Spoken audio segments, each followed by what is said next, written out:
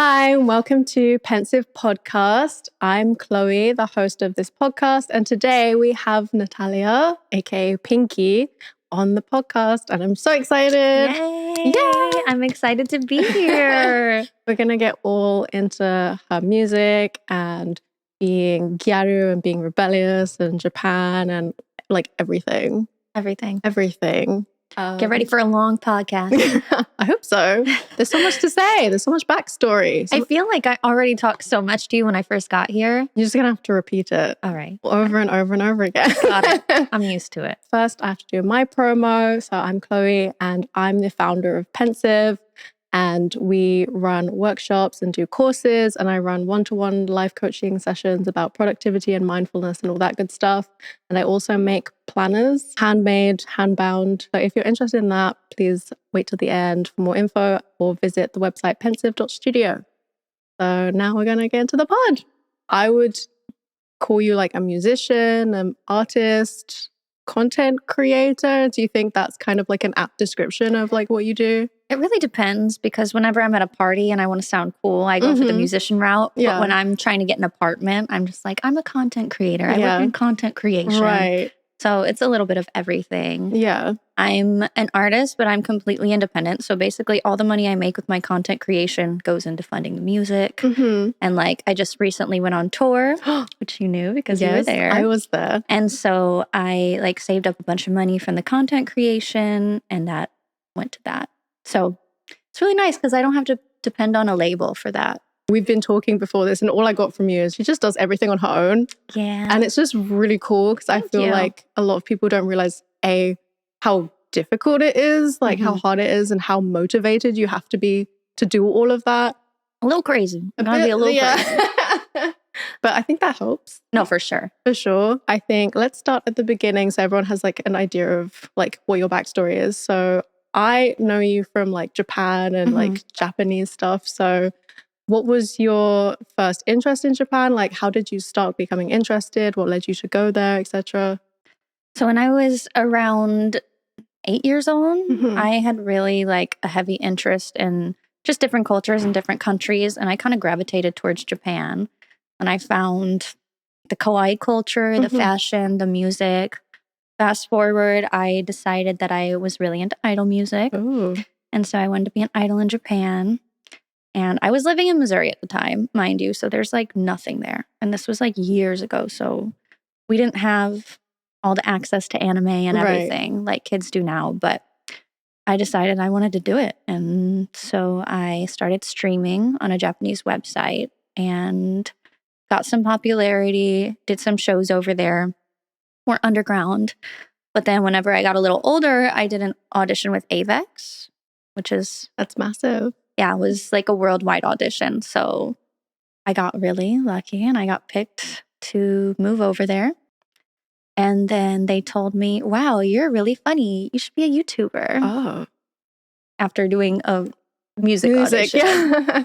I didn't really have a lot of faith in myself. And I just, obviously I was really young. So I trusted this big agency.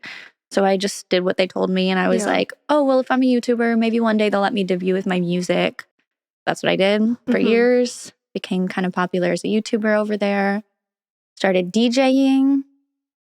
And I realized I really, really like music. I still want to do music. Yeah. I still want to perform. So maybe I should just try making my own music. I'm from London, like it's in a big city, and I can always like see opportunities in front of me. Do you feel like being from a smaller town, you feel like you had to do it just for yourself or like fight for yourself? Or I don't know, like what was that like? How do you think that affected you and how you like motivate yourself? I feel, I'm not going to lie, I have a little bit of like resentment for the fact that I grew up in such a small town because I see people like you or kids that grew up in LA or New York, and I just feel like they have so many opportunities. Yeah. And I kind of wonder, what could I be like now if I had opportunities? But at the same time, like you said, I kind of had to get out. Yeah. So I had a drive and I had a lot of motivation because it was so freaking boring. And it still is, dude. Every time I go back, I'm like, it's literally the same. Everybody's the same. Everything's the same. It hasn't changed in years. The fashion is garbage. Like, if you want to call it fashion, it's just, yeah, sorry. No offense to Missouri, but I was not a fan. I mean, I can't really change where I was born, so I just have to make it work. Yeah, you totally did. Yeah. I can't imagine you walk around looking like this in Missouri, like at all. Dude, I totally do. But to be honest, I feel like a celebrity when I'm like in the St. Louis airport because like old ladies are waving at me, being like, you look so cute. I'm like, yeah, I know. Would you describe your style as like gyaru still, or is it just like something of your own making? I feel like now it's less gyaru. My makeup isn't gyaru, so I don't consider myself my fashion gyaru. But I feel like if I went to Japan and hung out with my Japanese friends, they would be like, oh, you're so gyaru. Oh, maybe. Like the nail and the hair. Can you explain what gyaru is for people that maybe don't know? Okay, should we start at the very beginning? It started at the very beginning in the 90s. Okay. It was kind of like a fashion rebellion. So, you know, Japanese beauty standard was always like lighter skin and darker hair and very, very demure. Yeah, very mindful. Very mindful. Everything the perfect housewife should be, I guess. And then gyaru came around and they were kind of rebellious, loud, crazy. They started tanning. They started bleaching their hair. And then it kind of evolved into different types of fashion. But I think that even today, the attitude is what sticks. Yes. Kind of like I don't give a fuck attitude. So like showing their stomach, I feel like people don't really show their stomach in Japan that much. I think COVID kind of changed what people were showing. Like I've seen a lot more stomach. Yeah. Oh my God. I know. Shocking. You can show all of your legs, like all the way up. Yeah. But you can't show your stomach. Yeah. Or your shoulders. So weird. Interesting. Yeah. Cultural difference. Yeah. Gyaru is kind of like a rebellion. Yes. Very flashy, like sexy. Cute and sexy, I would say. So I really like that aspect of it because when I was into the idol stuff, I feel like I really, really liked the cute aspect of it. Yeah. And like even now I love cute girly things. But with gyaru, there's like an aspect of sexiness and do whatever you want. Whereas with the idol stuff, it was more like, I want to be cute for the male gaze and I want to be innocent and I want to look like a doll. So yeah, I'm more of the gyaru side now just because do whatever you want. Yeah. Were you always gyaru even during the idol phase, or were you like strictly very cute? So whenever I first discovered Japanese fashion, I was super into harajuku and then I went to gyaru. But then whenever I was doing the idol thing, I kind of forgot all that and I was very idol-like, very like innocent and cutesy and doll-like. Yeah, I feel like my fashion still has always carried that cute aspect and the girly aspect, but just kind of evolved and kind of going with the trends too. Like right now, I really love Y2K fashion, like the juicy couture and stuff. I feel like I've loved Y2K fashion for a long time, even back in 2016, but there was just nothing you could buy. Yeah, it wasn't trendy, so you couldn't find anything. It was just tacky. It was like, so bad. 2016 fashion was so bad. It was really bad. It was a bad time, guys, but it's fine. We've moved on now. I still get some nightmares about it, but I worked at a shop called Fig and Viper back then. You worked at Fig and Viper with the amazing Eloise Marché? Yes. Oh my God. Did you know her, or is it just Not like, really. No. But they were very like, I don't want to say copying American trends, but it was very Western inspired. Right, yeah. And so I just remember this horrible top that they sold. It was like a black crop with like the thick shoulders and it just said, I love dubstep. And that shirt just still sticks in my mind. It's like such an image of the time. Yeah. Just for context for the viewers, because we did go a bit deep into the gyaru lore of things. Sorry. I am a yapper, so. No. It's fine. It's fine. I just have to remember also that people listening to this don't know as much about fashion in Japan and harajuku and stuff as we do. As we do. We know everything. So Fig and Viper is kind of neo-gyaru. So it's like gyaru fashion started in the 90s, evolved in like the early 2000s, and then it kind of saw a revival in like the 2010s. Yeah. And basically it was pioneered by a woman called Eloise Marché, and her brand is Fig and Viper, which is where you work. It's really interesting because that aesthetic really visually looks different to what people perceive as gyaru, because they see like Mars, which is leopard print and like pink and like, I don't know, tiny like ruffle skirts, whereas Fig and Viper was, like you said, super Western, bleached purple and like pride, like the hair and stuff, and like Dolls Kill. It was like very Dolls Kill. Yeah, that kind of era of gyaru to me is like I don't know, it doesn't feel very gyaru. I think it has like gyaru mind. So gyaru, I've been told I have gyaru mind, which is like very rebellious and just like doesn't give a damn about whoever, whatever. But the actual like look of it from Fig and Viper, I don't know. I've never. Yeah, I feel like in the Western community, the Western gyaru community, they don't consider it gyaru. But I think that just goes back to, like I said, if I was in Japan right now, my Japanese friends would probably say this is gyaru. Right, yeah. But if I were to go into the Western gyaru community and call myself gyaru, I would be fucking laughing stock. Yeah, because not enough brand. No. That's like the thing, yeah. You the have makeup to, too. Yeah. No, I don't know. I look at you and I see gyaru, like very much. I like what you're saying about gyaru because I have like very strong opinions about just the perception of Japanese fashion in general, like how there's a really strong need to like follow the rules in any perceived subculture. Like, okay, this is what Decora looks like. This is what gyaru looks like. This is what PiNKII looks like. And there's like the names and the brands associated. And if you don't follow that, you're not part of it, which is really odd. Like, that's not the point of fashion. Fashion is to express yourself, and that's how these subcultures came about. When I was growing up, like, you had to be 100% on point. I feel like it's a little better now. But even I did like this Japanese TV segment where they were talking about different subcultures, and they were talking about a fashion called Neo Lolita, which was like the new type of Lolita, which is you can wear whatever you want with it. Whereas before, you had to wear the brand, you couldn't show your shoulders. But like the new, I guess, Gen Z, basically doing what you just said. You can break the rules, you could do whatever you want. I think that's great. Yeah. It just felt very restrictive and like not like fashion, you know? And anytime I go on Instagram and you click on like the J fashion hashtag, it's just like, guys, you can do whatever you want. Like you don't have to follow these exact parameters and rules. So yeah, I think just like this whole thing just speaks back to, I don't know, both our gyaru minds of just doing whatever you want. Just do whatever. Like that's the whole point of this. Yeah. Like that's the whole point of like the Japanese subculture where it came from. It was just like.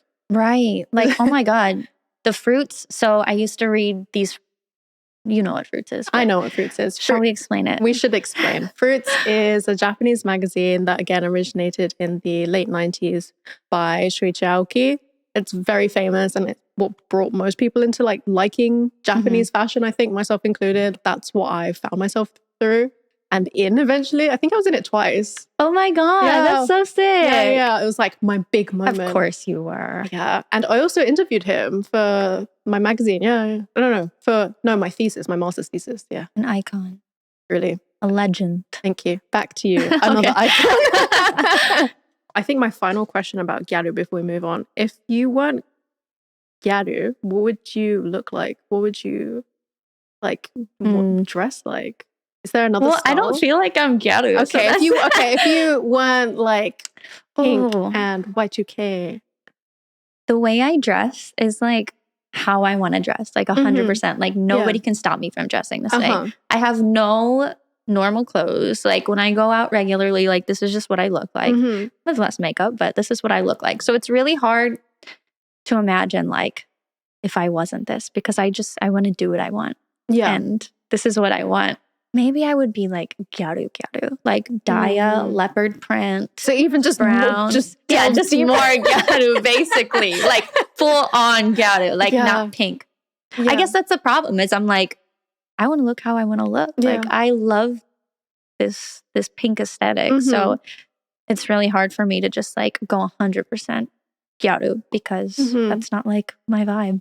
I really respect you for just being like, this is what I want to look like and this is what I'm going to do. Yeah.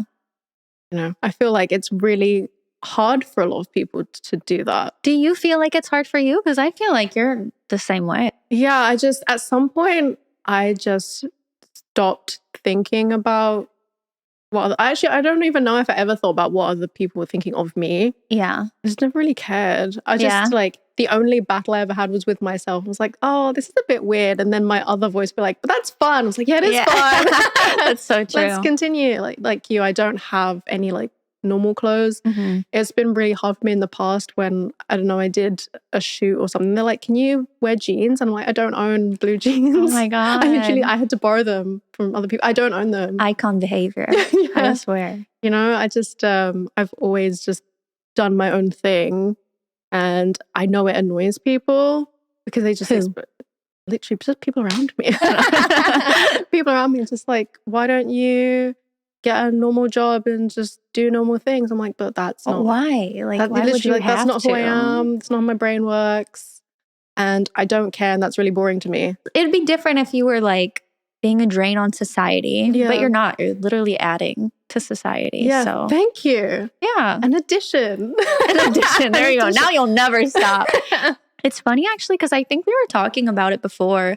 When I was younger and I lived in Japan, I went through this phase where I like wanted to fit in. And so my fashion was not how I liked. I was trying to like kind of incorporate the things I liked with the trends, and it just ended up really awkward. Yeah. And I feel like maybe that's another reason why I'm so adamant about like wearing what I want now. It's because for so long I was like, not for so long, and maybe it was like 2 years, but I was like worried about what other people thought. And I'm like, wow, I could have looked so cute that entire time. Yeah. And I was just worried about people that I don't even know. Yeah. So why should what they think matter? And, literally. But I think also the great thing is you can tell when someone is being themselves 100%, even if you don't understand it. You're like, okay, they are just living their life and they look great because they're just glowing from the inside. Yeah.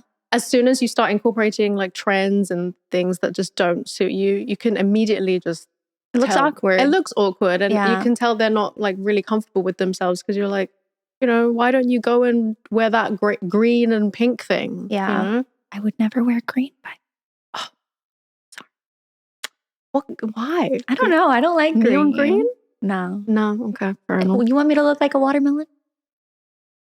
Yeah, let's talk about your music, because you've talked about like being an idol and then getting picked up by Avex.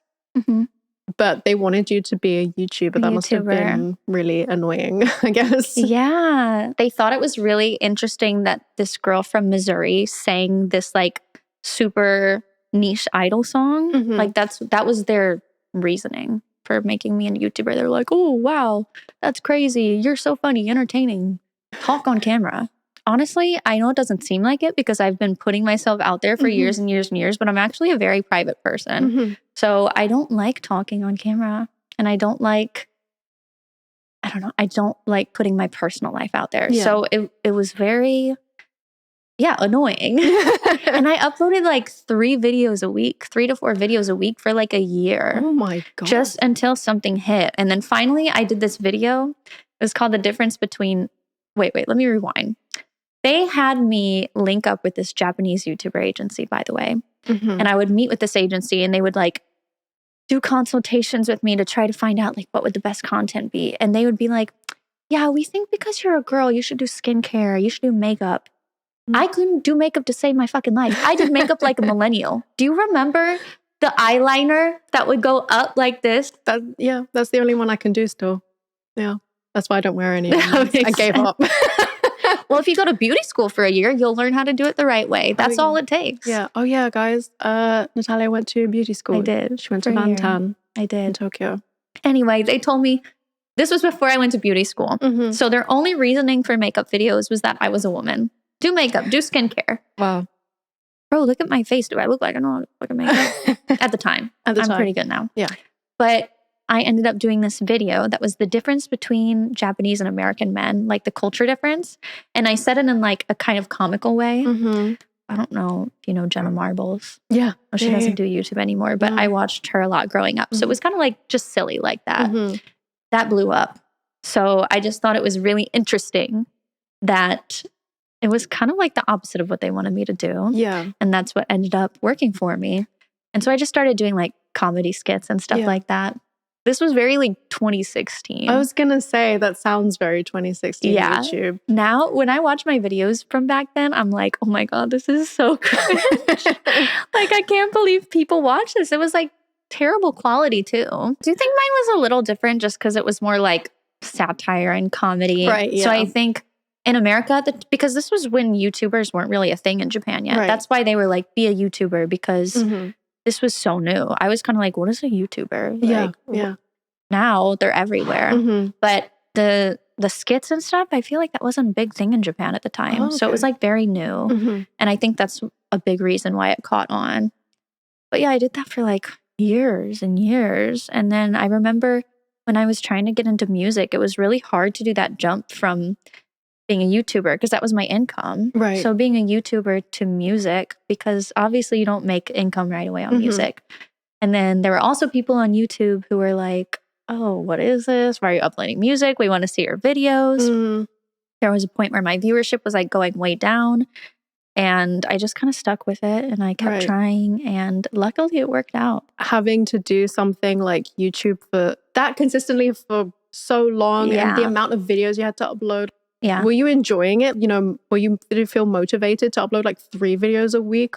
I hate editing. I hate editing with my entire being, especially the fucking subtitles. Okay, you know this. In Japan on TV, even though they're speaking Japanese and we're in Japan, they have to write it in Japanese subtitles. Yeah. They want to know exactly what you're saying at but all it's not even normal subtitles. It's like, yes, it's so... And so doing that was the most time consuming. And I remember one day editing this video for 5 hours and being like, I hate this. I hate this, bro. What am I doing? And I'm so glad I don't have to. Now I'm so lazy. I have like so many tour vlogs that I need to edit. And I've edited like 1. I haven't even done the voiceover. I don't think that's lazy. I think there's just some things that you like to do and that you enjoy doing. Like for me, I cannot stand doing short form content like at all. I don't like showing my face and going like this. Like I like doing TikTok dances. I think a month where I dressed up and I did a little Doja Cat dance and I was like, it's over. Like I'm not. Which one? I'm not. I think I like archived it. I just can't imagine you doing that. It didn't sit right with me. Yeah. And I think a lot of the content creation process is doing a lot of stuff that doesn't sit right with you. And you just feel so like forced. Forced. And like, why am I doing this? And it's really weird because it's like all creative, but why am I putting my creativity into something that I literally don't enjoy doing? Yeah. So yeah, I understand why you don't want to edit your tour vlogs or any more YouTube videos. I need to. Yeah. Life doesn't have to be fun 24/7. It doesn't. I understand that. But again, with my mind of, I don't want to do it. So I'm not going to do it. I have a big mind of, I don't want to do it. Yeah. But I mean, I do it. Yeah, we do it. But there's always like creative workarounds. Like I'll do it in my way. Yeah. Like, I'll do it like this. You know? Yeah, like with taxes, I could write all my deductions down weekly. And by the beginning of the year, it'd be finished. Yeah. But instead, I choose to just put it out of my mind until March and then spend like 2 weeks doing it every single day. That's really not... I know. It's terrible. That's procrastination. I need your advice, because isn't this what you do? Yeah, this is exactly what I do. Please help with my tax. I will try. I hate taxes. That's the thing about being creative too. It's like, it looks so fun. You get to travel, you get to tour. But I'm on the phone last night with my tour manager and we're going over the money and the splits and the numbers. And it's like, my head is exploding. Yeah. But it's definitely a trade-off. Like you have to do that to be able to do the fun stuff that you love. Exactly. There's always like a side of creativity or like being a creative that you don't enjoy. So for me, it's like the marketing, like I just, blah, blah, blah. Like, I just want to do the thing. So for you, it's like, I want to do the music. I don't want to talk about the money and the... No, but like... Or marketing. You just want to do the thing. Yeah. But to your credit, like you did it. You organized a whole tour, you know? I did. It's so weird. That's crazy. And you did that basically on your own? From the time that I decided I wouldn't do the tour until the tour started, it was basically on my own. But then when it started, I had my friend Ria. She was my tour manager. She helped me deal with the venues and everything, which was a total lifesaver because... I don't want to do it. No. Back to that. I don't want to do it. No. And it's so... I think it's empowering to have that kind of boundary. Like, I'm not going to do that. And I'm going to delegate, which is fine. Delegation is great. If you can find a good person to delegate to. Exactly. Like everyone has their strengths. You wanted to be an idol.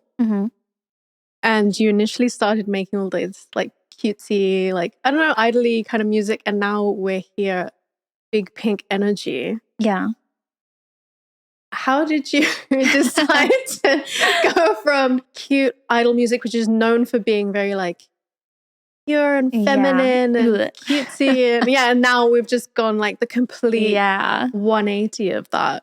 I'm glad we get to talk about this because I don't think a lot of people understand why I go so crazy and like if somebody just saw what I do now, they just think like, oh, she's just over sexualizing herself. She's just doing this and that. Well, first of all, I was raised in a very religious household, and it was all about purity. Like, you have to save your virginity. You have to be pure for your husband. Like, you have to be perfect, especially women. Women had to be perfect.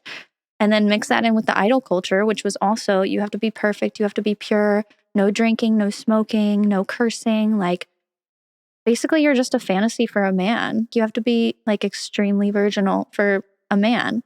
And the idol audience at the time, I mean, I was 15, 16, and it's a bunch of grown men. Yeah.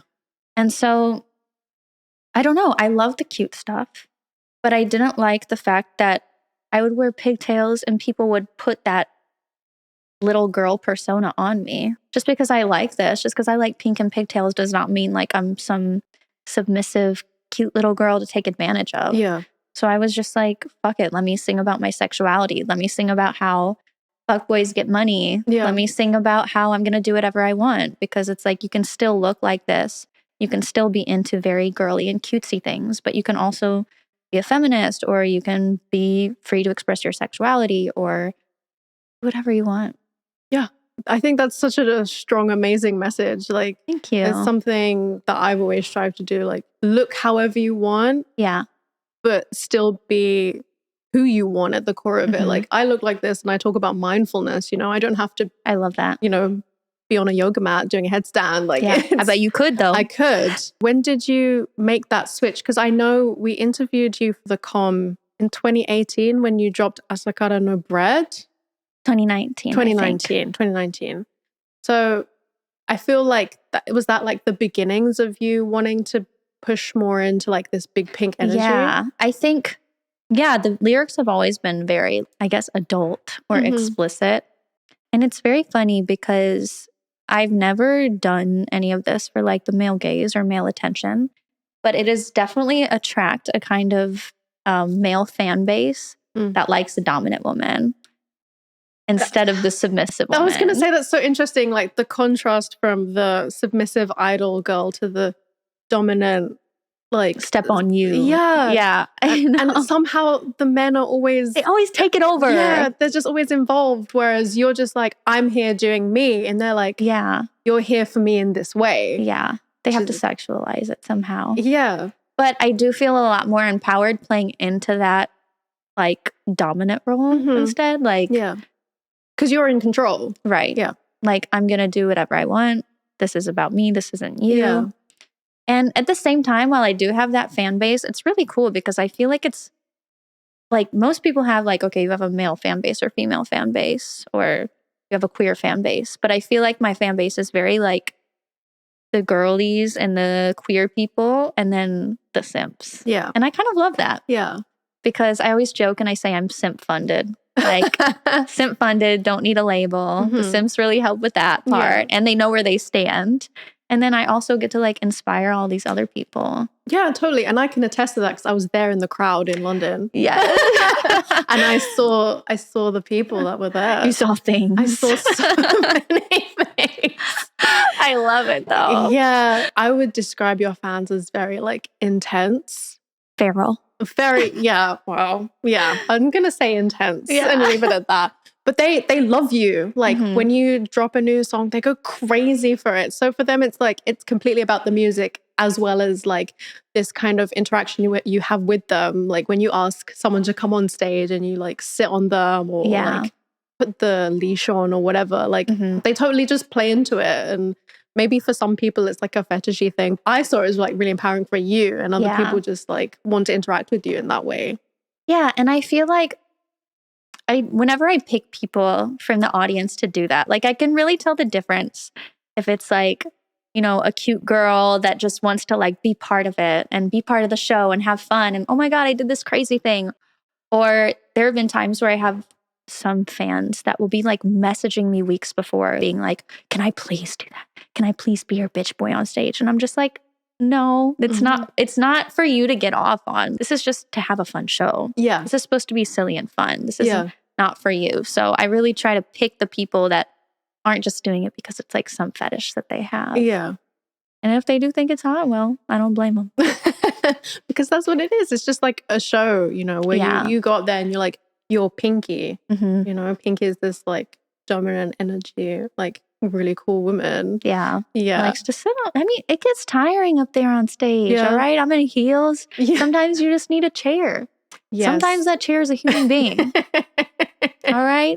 I think the name PiNKII is like super interesting as well when we're talking about all this like dominant, like submissive, fan intense energy, because PiNKII is such a cute name. Yeah. And the things you talk about and like the way you present yourself is like really hardcore. You have like this other like persona, I guess. Yeah. Like, how do you separate Natalia and PiNKII?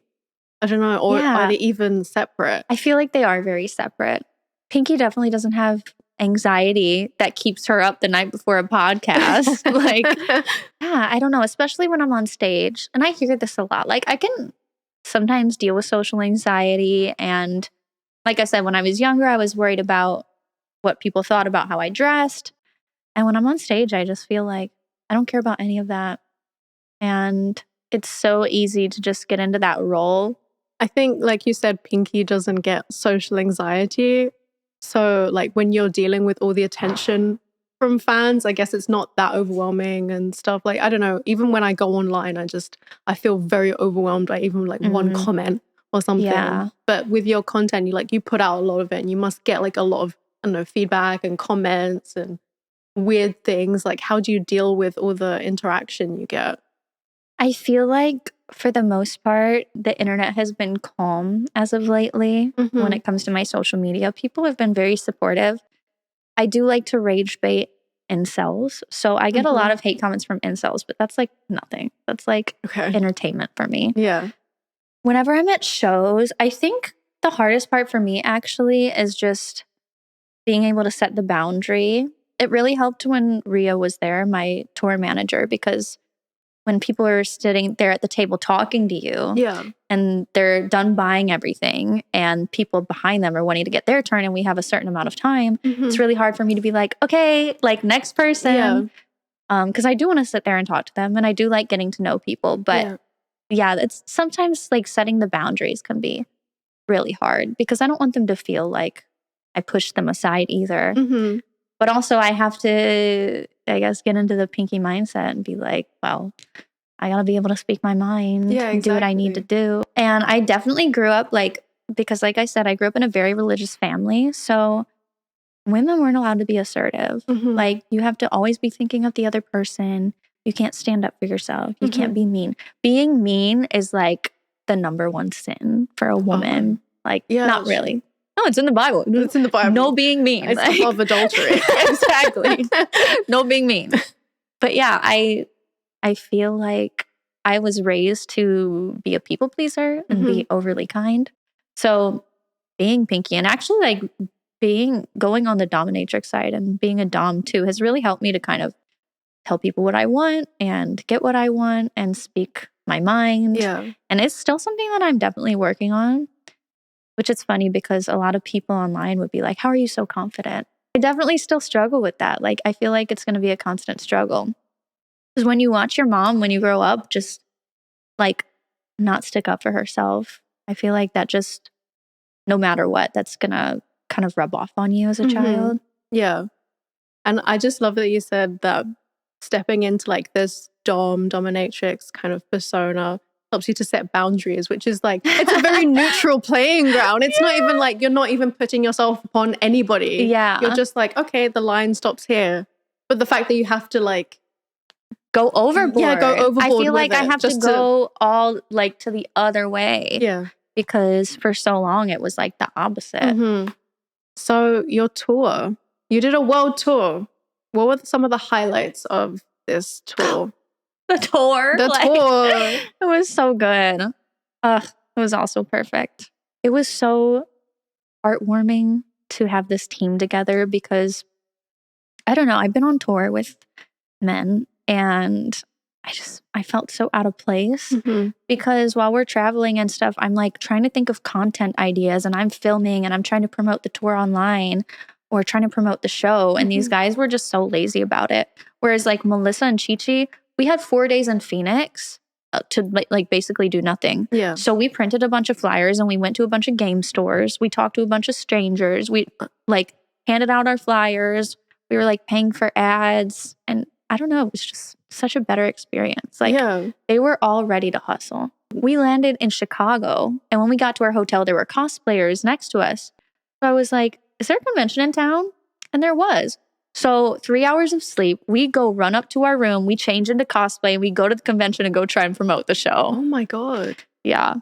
That's the real grind. Yeah, it really was. And it felt so nice to have other girls that were like down to do that. Yeah. Like I felt like I didn't have to, like they were ready. They wanted to make it work. And it was like such an amazing experience. Yeah. And because, you know, you feel like they're all in. And so it motivates you to want it even more. Yeah. I know we've been talking about like, I don't want to do that. But it's like when we're really feeling it and when, you know, the want is there, then we will do absolutely anything to make things happen. Right. I really understand that sense of motivation. Yeah. And it's good being around people that understand that. Like it's so much more motivating than having to like force people like, hey, can you please take my picture? Yeah. Can you please be in my video? Yeah. Like Chi would bring her digital camera to every show and was like, let's go take pictures. Like we had promo for every single show that we went to. Yeah.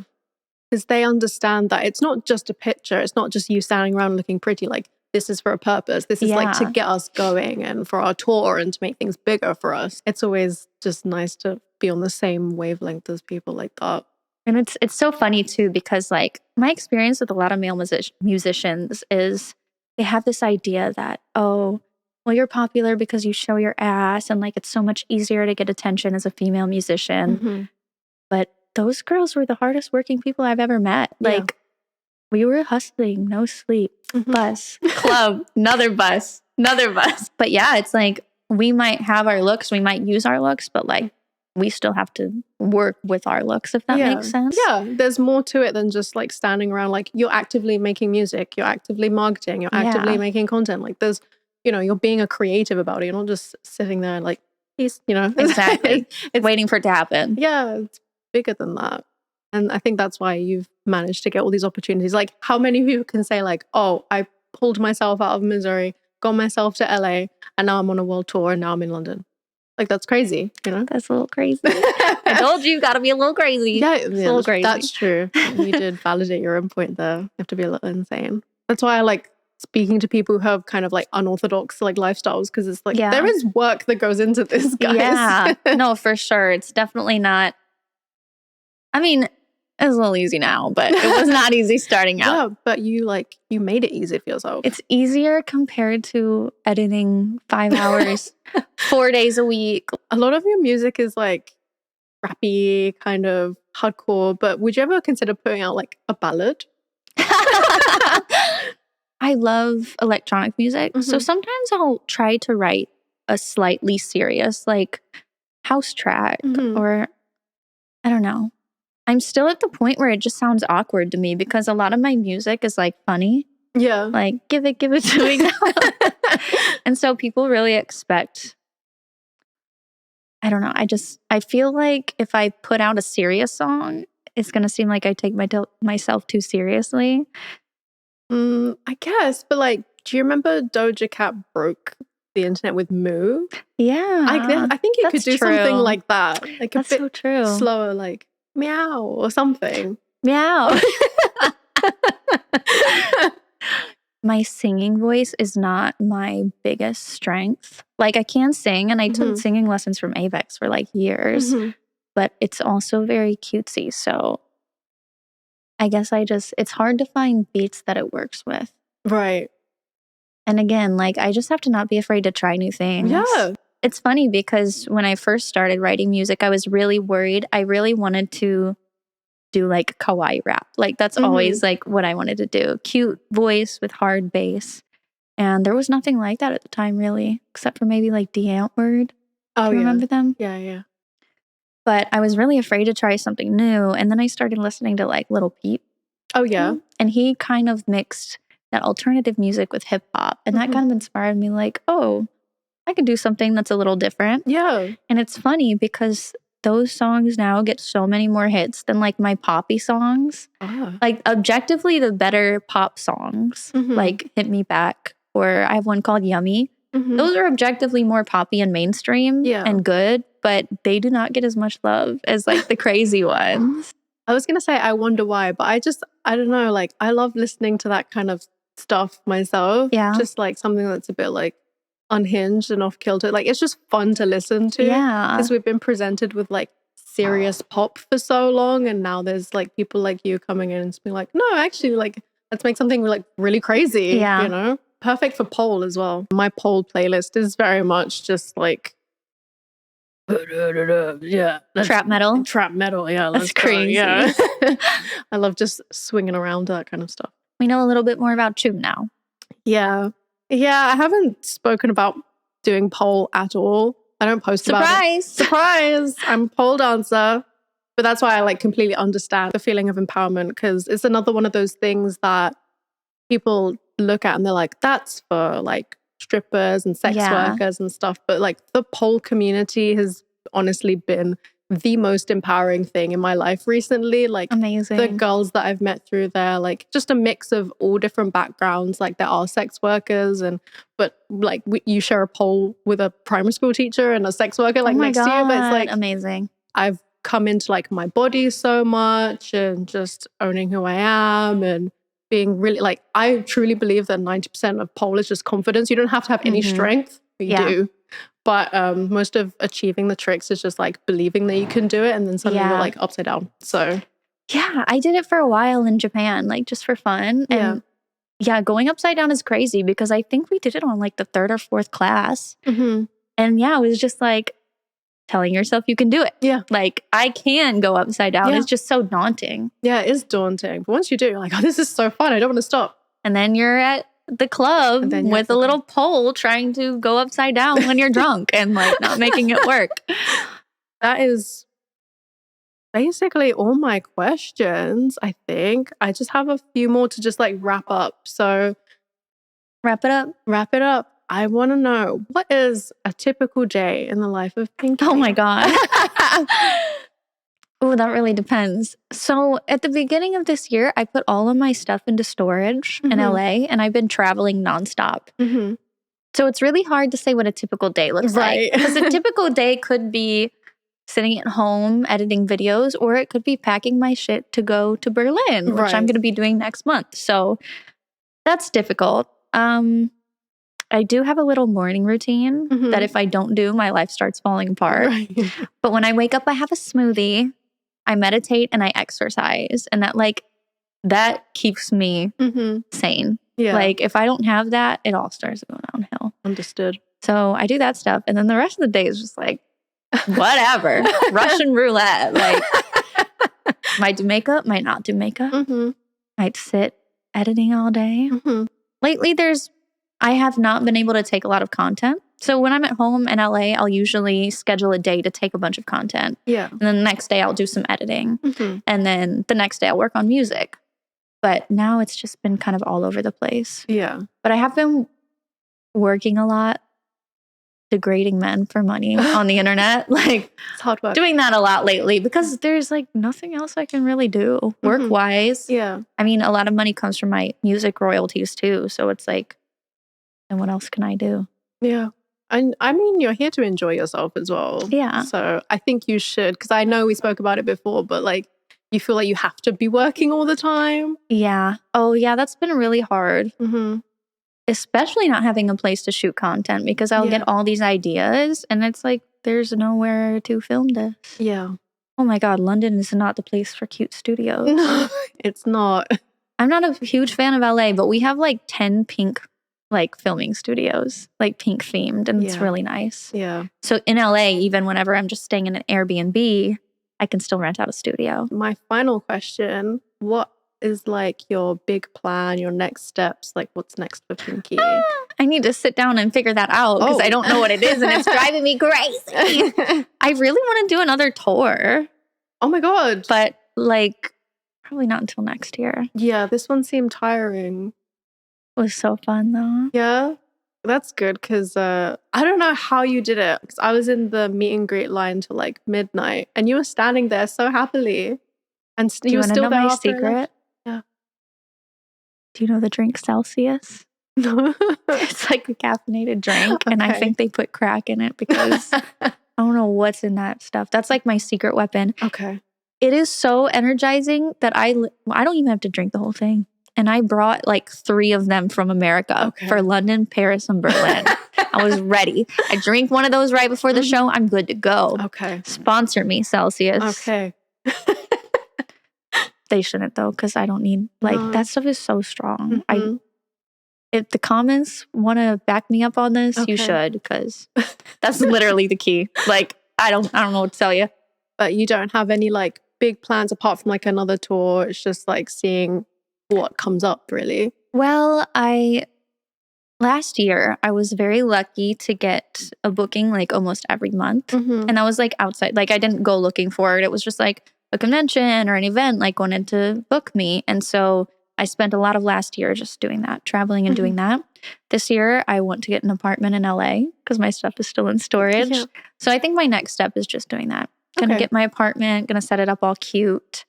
Then after a year of LA, maybe move to Europe. Ooh, London welcomes you. Thank you. I definitely, I think within like 2 to 3 years, I want to come out and live here. That's what I feel like right now. Oh. Okay, that's really exciting. Yeah. I'll be here. Awesome. Yay. It does make a difference to have friends in a place. It does make a difference. Yeah. Social interaction is great. Yeah, it's really nice. Take it from somebody who has been traveling for months. Like, oh my God. It's important to have friends. Yeah. Well, I'm glad we got to have this conversation. Me too. This has been great. I feel like I got to know more about you, and I hope that everyone understands you a little bit more. I hope so too. Yeah. I hope they understand, or maybe they're even more confused, whichever. Yeah. If they're confused, they can listen to the podcast again. I don't know if that'll help. Listen to it on 2 times speed. Maybe that'll help. That helps me. Yeah. I thought so. ADHD, right? So. My friend taught me that like a week ago. I was like, that's the end of the podcast. Thanks for listening. And if you're interested in more episodes like this, please follow us. We're on YouTube, Spotify, and Apple Podcasts. And please visit pensive.studio for more info about all the courses and workshops that I run. And if you want to spread your creative wings or delve deeper into your creativity, I also do one-to-one life coaching, and I make planners with my special creative productivity method. And you know they're good because look at this bitch. Fashion for days. She knows an aesthetic, all right? I know what's happening. Yes, exactly. Yeah. Thank you. I'm sorry, I didn't mean to call you a bitch. It just came out. Honestly, empowering. Okay. So yeah, thank you. And we'll see you in the next one. Yay. Bye.